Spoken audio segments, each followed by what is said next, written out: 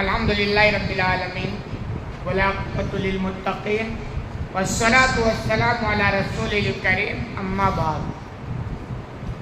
اس سے پہلے والے درس میں حدیث نمبر 3358 کے تعلق سے بات چل رہی تھی، جس میں یہ باتیں ہوئی تھی کہ ابراہیم علیہ السلام نے 3 موقع پر توریہ کا استعمال کیا ہے، جس کو جھوٹ بھی عام طور پر کہا جاتا ہے، لیکن حقیقت میں وہ توریہ ہے۔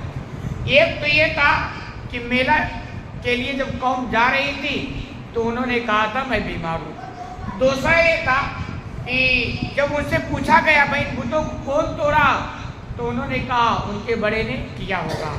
تیسرا ہے کہ جب آپ سفر میں تھے اور آپ کے ساتھ آپ کی بیوی سارا تھی تو بادشاہ نے جب پوچھوایا ان سے کہ یہ تمہاری کون لگتی ہے تو انہوں نے کہا کہ یہ ہماری بہن ہے، جبکہ وہ ان کی بیوی تھی۔ کہہ رہے پھر کیا ہوا؟ چنانچہ فلما دخلت علیہ کہ چنانچہ بادشاہ نے سارا کو اپنے پاس بلوایا اور اس کے بعد غلط نیت سے اپنے ہاتھ کو سارا کی طرف بڑھانا، تو اس کے بعد اللہ کی جانب سے اس کے ہاتھ کو پکڑ لیا گیا۔ کیفیت کیا تھی تفصیل نہیں ہے، لیکن ایسا لگتا ہاتھ جام ہو گیا یا سیل ہو گیا، کام کرنا بند ہوا، یعنی ایسی کوئی ہوئی کام کہ اس کا ہاتھ کام کرنا چھوڑ دیا۔ کہہ رہے جب اس نے یہ دیکھا فَقَالَ لَا لِي وَلَا أَضُرُّكِ، تو بادشاہ نے سارا سے کہا آپ اللہ سے میرے لیے دعا کریں اور میں آپ کو تکلیف نہیں پہنچاؤں گا۔ یعنی اس نے دیکھ لیا کہ بھائی معاملہ ٹیڑھا ہے تو اس کو تھوڑا احساس ہوا کہ میں کوئی غلط کام کے لیے قدم بڑھا رہا ہوں اور اس کی وجہ سے میرے ساتھ ایسا ہو گیا ہے، اور اس نے کہا کہ آپ اللہ سے میرے لیے دعا کر دیں اور میں کبھی تکلیف نہیں پہنچاؤں گا۔ فَدَعَتِ اللَّهُ فَأُطْلِقَ، چنانچہ سارا نے اللہ سے دعا کی اور بادشاہ کا ہاتھ چھوڑ دیا گیا۔ اچھا وہ بھی دل ماشاءاللہ ایسے موقع پر تو بد دعا نکلتی ہے نا زبان سے کہ اللہ نے بڑھیا کیا اور اللہ تم کو سل کر دے، پکڑ لے، لیکن دل دیکھیں کتنا بڑا، فوراً انہوں نے اللہ سے اس کے لیے دعا کی اور اس کا ہاتھ ٹھیک ہو گیا۔ کہہ رہے ہیں ثم تناولها ثانیہ، چنانچہ دوبارہ بھی اس نے غلط نیت کے ساتھ سارا کی طرف ہاتھ بڑھایا، ایک مرتبہ پکڑ لیا گیا، انہوں نے دعا کی ٹھیک ہو گیا، دوبارہ بھی اس نے بدماشی کرنا چاہی، فَأُخِذَ مِثْلَهَا أَوْ أَشَدَّ، پھر دوبارہ بھی اسی طرح یہ پکڑ لیا گیا یا اس سے بھی زیادہ مطلب مضبوطی کے ساتھ پکڑ لیا گیا۔ اچھا ابھی دیکھیں یہی انسان کی بہت بڑی کمزوری ہوتی ہے، اور آپ بھی ہم دیکھتے ہیں کہ ایک بار انسان کو جب جھٹکا لگے تو اس کو اپنی بدعمالیوں پر نگاہ دوڑانی چاہیے اور الرٹ ہونا چاہیے، یہ ہوشیار لوگوں کی پہچان ہے۔ لیکن جن کی عقلیں ماری جاتی ہیں یا ہدایت کے لیے ان کے لیے راستہ بند ہو جاتا ہے، جھٹکے پر جھٹکا لگتا ہے لیکن ہوش کے ناخن لینے کے لیے تیار نہیں ہوتے۔ ایسے یہ بندہ پہلی بار جب جھٹکا لگا اور اس کے بعد دعا کی ٹھیک ہو گیا تو سمجھا ہو گیا ہوگا، ایسے جیسے ہمارے یہاں ہوتا ہے، میں جو دیکھتا ہوں لوگوں کو یعنی موت کے منہ سے وہ نکلے ہوئے ہوتے ہیں، دوبارہ ان کو زندگی ملی ہوئی ہوتی ہے، ایکسیڈنٹ سے بچ گئے، ہارٹ اٹیک آیا بچ گیا اور ایسے، لیکن اس کے بعد ان کو بالکل الرٹ ہو رہنا چاہیے کہ یار میں تو بس جانے ہی والا تھا اور بچ گیا۔ لیکن پھر بھی میں ایسے لوگوں کی زندگی دیکھتا ہوں نا تو مجھے افسوس ہوتا ہے کہ اب بھی اصلاح کی فکر نہیں، اب بھی سدھار نہیں۔ تو یہ ہے نا ان اللہ یہ قرآن کی جو آیت ہے کہ ہدایت اسی کو ملے گی جسے اللہ چاہے، اور ہدایت ظاہر سی بات ہے کس کو اللہ دے گا؟ جس کو کچھ فکر ہوتی ہے، طرف ہوتی ہے، چاہتا ہے، کوشش کرتا ہے، اس کو اللہ ہدایت دیتا ہے۔ آپ کو کوئی فکر نہیں تو اللہ کو کیا ضرورت ہے آپ کو زبردستی ہدایت دینے کی؟ تو یہ ہے کہ ایسے اس کی بھی نالائکی سوچی، ایک بار موقع ملا دوبارہ اس نے بدماشی کی، لیکن جب اس نے دوبارہ بدماشی کی تو پھر دوبارہ بھی یہ پکڑ لیا گیا۔ کہہ رہے فَقَالَ لِلَّهِ لِي وَلَا أَضُرُّكِ، پھر اس نے سارا سے کہا ایسا ہے آپ اللہ سے دعا کریں، اب میں آپ کو کوئی تکلیف نہیں پہنچاؤں، لیکن دوبارہ بھی اس نے کی۔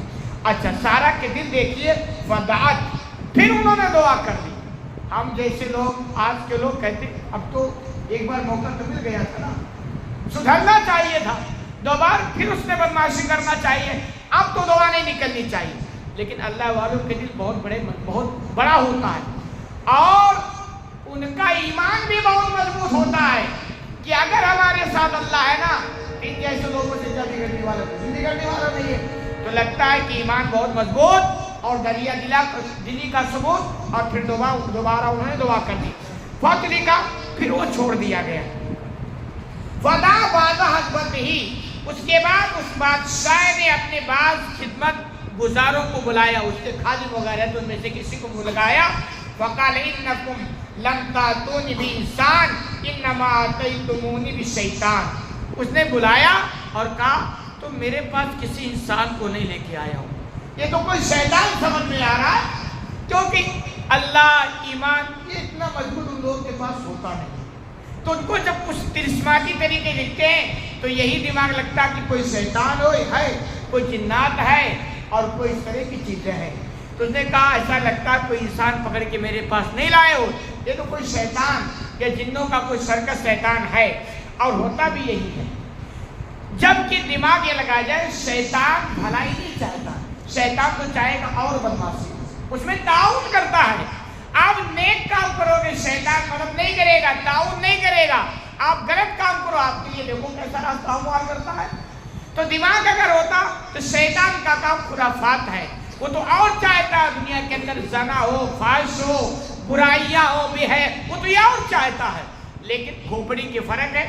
چنانچہ اس نے کہا ایسا لگتا ہے فاقدمہ ہاجرہ، چنانچہ کیسے بھی سمجھ کر سوچ کر اس نے ہاجرہ کو خدمت کے لیے سارا کے حوالے کر دیا. ہاجرہ جو بعد میں یہ بھی ابراہیم علیہ السلام کی زوجہ میں آ گئی، لیکن کہتے ہیں یہ اس بادشاہ کی بیٹی تھی. اس نے دیکھا کہ بھئی یہ تو بہت عجوبہ ہے نا، کوئی پہنچا ہوا ہے. گرچہ وہ ایمان نہیں تھا لیکن یہ تھا کہ کہیں پہنچا ہوا یہ ہستی ہے یا یہ بندی ہے. تو اس نے کیا کیا، چونکہ وہ دعا کی تو ایسا لگتا ہے کہ اس نے احسان کے بدلے میں ہاجرہ کو گفٹ کر دیا. فاتتہ وہو قائم یصلی، چنانچہ جب سارا لوٹ کر ابراہیم علیہ السلام کے پاس آئی تو ابراہیم علیہ السلام نماز پڑھ رہے تھے. بھائی سارا کو ظاہر سی بات ہے بادشاہ نے بلایا اور یہ پتا تھا کہ یہ بادشاہ کوئی اچھا تو ہے نہیں. ابراہیم علیہ السلام پیغمبر ہے تو کیا کریں گے، کوئی پولیس چوکی تو تھا نہیں، کوئی کورٹ عدالت تو تھی نہیں جا کر کے کمپلین کریں. بس ایک ہی راستہ تھا، کیا، اللہ کا دربار. اور یہی ہے ایمان کے لیے نبی کریم صلی اللہ علیہ وسلم کے تعلق سے بھی آتا ہے کہ جب آپ کو کوئی ٹینشن، کوئی مصیبت، کوئی پریشانی لاحق ہوتی تو مسجد کا دروازہ کھٹکھٹاتے اور اللہ کو یاد کرتے. سب سے بڑا مسئلے کا حل یہی ہے. چنانچہ سارا جب بادشاہ کے پاس گئی ابراہیم علیہ السلام نماز کے لیے کھڑے ہوئے. اللہ سب یہی نا کہ ہر مصیبت کا حل اللہ کے ذکر میں ہے، اللہ کی یاد میں ہے، اور یہ بہت پرانی سسٹم ہے. تو ابراہیم علیہ السلام نماز پڑھ رہے تھے. فاوما بیدی مہیم، تو یہ نماز پڑھ رہے تھے اور اس کے بعد سارا آ گئی تو فوراً نماز توڑ کر کے گئی کیا کیا معاملہ. تو انہوں نے اشارے سے کہا خیریت تو ہے، کیا معاملہ، نماز میں اشارے کے ساتھ. اب آپ کہو کہ صحیح بخاری کے اندر روایت آپ بھی اشارہ کر سکتے ہیں. خوب سمجھ لیں ابراہیم علیہ السلام کی شریعت میں گنجائش نہیں ہوگی. ہمارے پاس ایسا نہیں ہے کہ آپ بھی پنکھا چالو کرنے کے لیے اشارہ کریں، پھر دوسرا بند کرنے کے لیے اشارہ کریں اور تیسرا کہیں چل کر بھی سکتے ہیں. ایسا معاملہ نہیں، یہ ان کی شریعت. انبیاء کی شریعتیں الگ الگ ہوتی ہیں تو اس میں کچھ گنجائشیں الگ رہی ہیں. آپ دیکھیں نبی کریم صلی اللہ علیہ وسلم کے دور میں بھی جب نماز پڑھا جانے لگا تو شروع میں لوگ بات کر لیا کرتے تھے. کوئی پیچھے آیا رکعت میں سو گئی تو یعنی جو بازو میں ہوتا پوچھ لیتا جتنی رکعت میں سوئی، ایسی گنجائش تھی. لیکن بعد میں کیا کر دیا گیا، پابندی لگا دی گئی کہ اب اللہ سے بات کرتے ہو اور دوسرے سے بات کرنے کی گنجائش آپ کے لیے نہیں ہے. یہ ابراہیم علیہ السلام کی شریعت کے ساتھ خاص تھا تو انہوں نے اشارے سے پوچھ لیا خیریت تو ہے، کیا معاملہ ہے.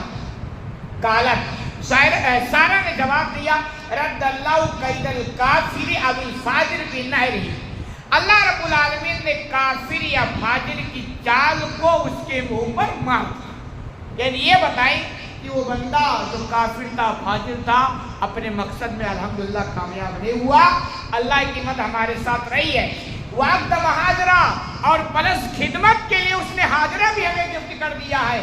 قال ابو ہریرہ تلک امکم یا بنی ماء السماء، ابو ہریرہ بیان کرتے ہیں کہ اے اہل عرب، یہ حاجرہ ہی تمہاری ماں ہے، نسل وہیں سے چلی ہے نا، اسماعیل علیہ السلام ابراہیم علیہ السلام کے خاندان سے، تو کہا یہی حاجرہ ہے جو تمہارے رشتے میں ماں لگتی ہیں۔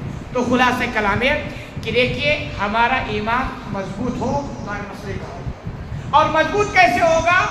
نیکیوں سے، برائیوں سے بچ کر کے، اور مضبوط ہو جائے تو پھر دنیا کے اندر ٹینشن لینے کی ضرورت نہیں، یہ سمجھے کہ اللہ ہمارے ساتھ ہے، ہر مشکل کا حل وہ نکالنے والا ہے۔ اللہ رب العالمین سے دعا ہے الہ العالمین کہ ہمیں کہنے سننے زیادہ عمل کرنے کی توفیق عطا فرمائے۔